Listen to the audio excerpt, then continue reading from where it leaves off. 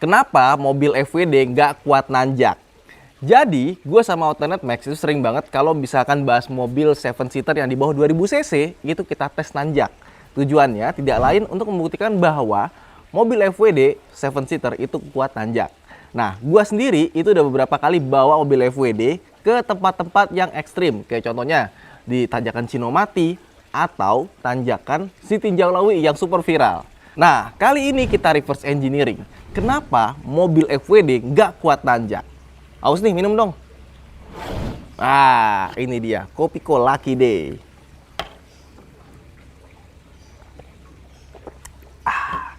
Kopi Thailand ini rasanya beda sama yang lain, enak banget. Nendang nih. Yuk, langsung kita bahas video ini.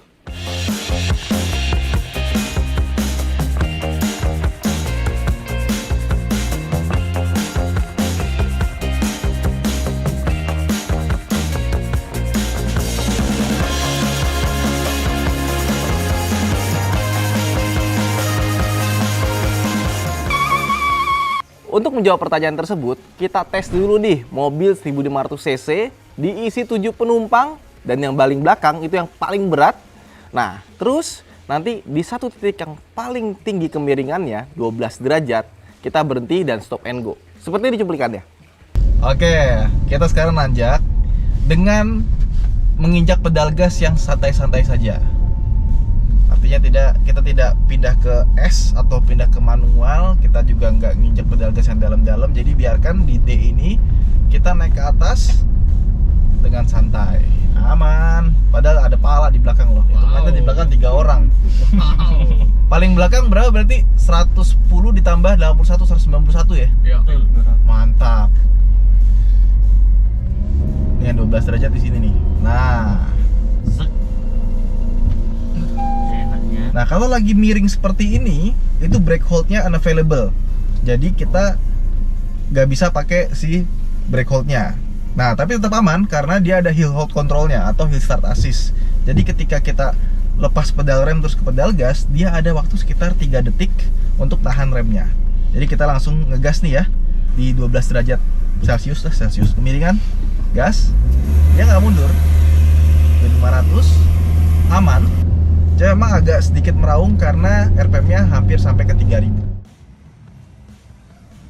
Bisa nanjak kan?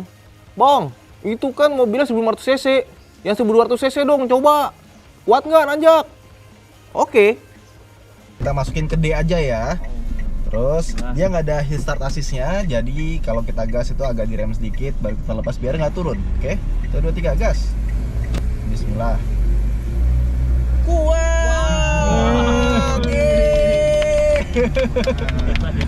Cuma memang nggak segas ini ya, veloz. Beda cc-nya memang. Ternyata 1200 cc kuat nanjak juga. Bang, katanya mau buktiin yang nggak kuat nanjak. Mana nih yang nggak kuat nanjak? Yaudah, kita simulasikan yang nggak kuat nanjak seperti ini.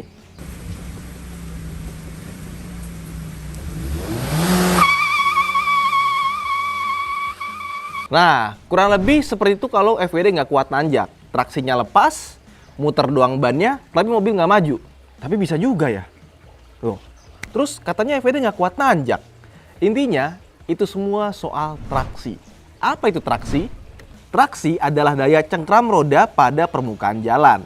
Ketika jalan menanjak, mobil FWD memiliki traksi yang tidak sebaik mobil RWD dikarenakan gaya. Ketika kita menanjak, maka titik berat kendaraan akan berpindah ke belakang. Sedangkan kalau kita ngerem, dia akan berpindah ke depan. Nah, makanya beban yang berada di ban depan akan berkurang dan otomatis traksi ban belakang akan bertambah sedangkan ban depan akan berkurang. Apalagi ketika jalan licin seperti pas hujan. Maka dari itu, untuk mobil-mobil niaga yang biasa membawa barang, kita akan sering menemukan mobil-mobil tersebut berpenggerak roda belakang. Terus mobil penumpang bagaimana? Karena mobil penumpang beban yang dibawa itu nggak seberat mobil niaga, otomatis kita akan sering menemukan mobil penumpang berpenggerak roda depan. Zaman sekarang, rata-rata MPV itu berpenggerak roda depan atau FWD. Beda sama MPV zaman dulu. Karena MPV zaman dulu itu biasanya dibangun dari basis mobil niaga. Makanya, MPV zaman dulu itu kebanyakan RWD. Zaman sekarang, sebaliknya, kebanyakan FWD. Dari yang kecil sampai yang besar macam Alphard atau Velfire itu udah pakai FWD semua. Dan nggak ada tuh keluhan nggak bisa nanjak. Lah terus kenapa di Indonesia itu banyak mobil FWD diidentifikasikan tidak kuat menanjak? Sebenarnya kalian tuh nggak perlu khawatir karena engineer ketika mendesain mobil sudah mempertimbangkan dengan kondisi-kondisi di Indonesia. Misalkan rata-rata tanjakan di Indonesia itu berkisar 4-7 derajat kemiringannya. Kalau 10 derajat itu udah masuk kategori ekstrim. Jika kita pakai mobil manual, maka kita harus lepas pedal gas secara halus. Dan kalau neken pedal gas itu nggak berlebihan. Untungnya, untuk mobil-mobil kekinian, macam Veloz gini, varian manual atau matic-nya itu dikasih namanya traction control. Traction control fungsinya itu bisa mengurangi kecepatan kalau misalkan ban depan kita spin lagi berakselerasi. Contohnya seperti ini. Tuh, FWD lagi hujan, isi penuh, manual pula, bisa nanjak kok. Memang skill pengendara agak sedikit dibutuhkan di sini. Jadi, kalau kita mau sengajain mobil FWD nggak kuat nanjak, itu bisa banget. Pas lagi berhenti digaspol aja, nanti ban depannya langsung spin. Aus mas, aus. Aduh, minum lagi kita kopi Lucky Day. Aduh, seger banget nih kopi Thailand. Jadi kita udah tahu nih, kenapa mobil FWD nggak kuat nanjak. Ya karena nggak dapat traksi. Makanya kalau lagi stop and go naik mobil FWD, jangan terlalu nafsu. Apalagi kalau pakai mobil manual. Kalau pakai mobil matic, insya Allah aman. Karena mobil matic ketika digaspol, dia nggak langsung ngedecit, nggak langsung spinning. Masih ada waktunya. Terus juga ban. Ban juga memegang peranan penting dari traksi. Jadi kalau kalian punya ban, itu kalau udah tipis segera diganti biar tetap dapat traksi maksimal. Karena ban yang udah tipis traksinya nggak akan sebagus ban yang masih baru. Nah bang, sekarang pertanyaannya, kalau mobil FWD nggak bisa off-road dong? Yang namanya off-road itu bukan pakai mobil FWD atau RWD. Pakainya mobil apa? 4WD. Kalau nggak punya mobil 4WD, pakai Mini 4WD. Bisa tuh. Nah, sekarang kita masuk ke chapter berikutnya. Kenapa mobil zaman sekarang itu kebanyakan FWD, bukan RWD? Mobil zaman sekarang itu kebanyakan FWD karena mobil FWD itu punya kelebihan yang nggak dimiliki mobil RWD. Yang pertama, mobil FWD itu cost production-nya lebih rendah. Yang kedua, mobil FWD itu dia lebih hemat bahan bakar. Akselerasinya juga lebih baik karena power loss-nya berkurang. Terus yang ketiga, dia lebih ringan. Dan yang keempat, dia bisa bikin bodi itu lebih mudah, lebih lega. Karena bawahnya itu nggak perlu ada drive shaft sama gardan. Nah, drive shaft sama gardan itu diperlukan mobil RWD agar mereka bisa berjalan, bisa menyalurkan tenaga ke roda belakang. Kalau nggak ada, berarti mesinnya harus dipindahin ke belakang. Mobil RWD, karena dia punya drive shaft sama gardan tadi, nah makanya dia cost production-nya lebih mahal. Karena drive shaft sama gardan itu dia cukup mahal, karena bahannya besi gede gitu kan. Terus yang kedua, otomatis bebannya bertambah. Ketiga, otomatis juga ruang kolongnya itu harus diakomodir tuh. Akhirnya mobil RWD itu punya kabin biasanya nggak selega mobil-mobil FWD. Tenaga dan efisiensi bahan bakarnya pun juga tidak terlalu bagus. Kenapa? Karena semakin banyak komponen mekanisnya, otomatis power delivery-nya nggak sebaik yang komponen mekanisnya lebih dikit. Nah, makanya mobil-mobil penumpang zaman sekarang itu kebanyakan FWD, bukan RWD. Karena keuntungannya lebih banyak pakai FWD. Tapi bang, sedan-sedan premium Eropa kok banyaknya pakai RWD ya?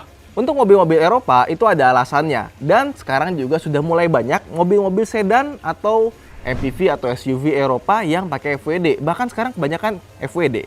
Yang RWD itu yang premium-premiumnya aja. Kenapa gitu? Karena mobil RWD itu punya kelebihan yang sulit diterapkan oleh mobil FWD. Hal itu dikarenakan karena beberapa sedan premium itu menggunakan mesin yang besar dan bertenaga besar pula. Contoh gini, ketika kita membuat sedan premium, kita kan pasti pengen mobil sedan premium itu punya mesin yang premium juga. Yang cc-nya bisa 3.000, 4.000, 5.000, ya kan? Atau silindernya 6, 7, 8. 7 ada nggak sih?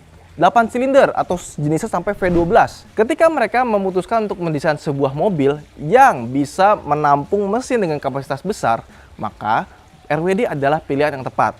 Kenapa? Karena desain mobil RWD itu kebanyakan mesinnya longitudinal, bukan transversal. Mobil FWD punya kecenderungan desain mesinnya itu transversal alias ke samping, bukan ke belakang. Kalau mesinnya ke samping, paling maksimal biasanya 6 silinder yang model V atau V6. Jarang mereka pakai 6 silinder yang inline, yang lurus. Kebanyakan kalau 6 silinder yang inline atau V8 atau V12, pasti mesinnya longitudinal. Kalau nggak mentok dong. Nah, karena mesinnya longitudinal, mereka punya transmisi di bagian belakang yang masuk ke kolong kabin. Kemudian, di situ ada drive shaft dan ada gardan belakang. Mobil-mobil premium yang umumnya punya cc besar akan lebih mudah jika menggunakan platform dengan RWD dibandingkan dengan FWD. Ya, bayangin kalau FWD seberapa lebar mesinnya. Dan yang kedua, mobil-mobil bertenaga besar seperti 300 atau 400 HP ke atas itu lebih baik dengan platform RWD atau all-wheel drive sekalian.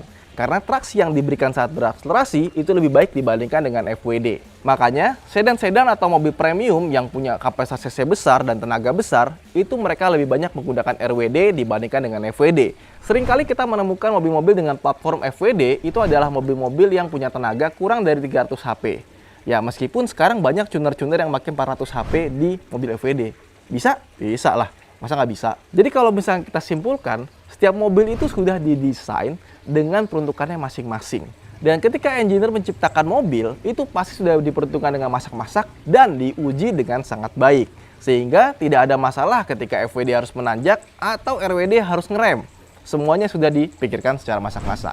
Ya, itu aja mungkin video kita kali ini. Buat teman-teman yang merasa tercerahkan, bantu kami untuk share video ini ke teman-teman kalian. Dan buat teman-teman yang punya pengalaman dengan mobil FWD atau RWD, bisa komen di bawah. Saya Hanif, sampai jumpa di video berikutnya. Bye!